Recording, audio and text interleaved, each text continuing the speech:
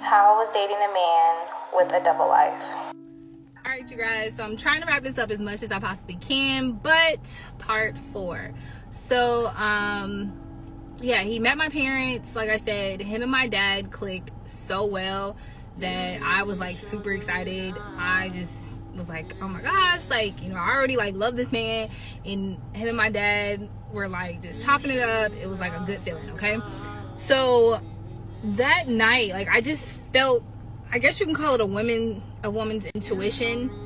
Something just didn't sit right with me. And to kind of go back, he would like leave sometimes on the weekends because he said, you know, he was going to visit his son and stuff like that. And because like he was stationed out of town, you know, and didn't really get to see his son all the time because his son lived out of town, so I was told, I would like not bother him on the weekends. I would let him have all the time that he, like, I wouldn't bother him on the weekends. I, you know, wouldn't text him as much. We would text here and there, you know, just kind of like check on each other and just see how each other's doing, which was, you know, what we kind of did when he wasn't here with me. He would be, you know, out of town with his son. So kind of coming back, the night of the baseball game, I told him, I was like, you know, like, I really care about you. I was like, but, you know, you scare me. He's like, what do you mean? I was like, you know, it's like, I'm just afraid that you might hurt me and that you could possibly be, you know, living a double life.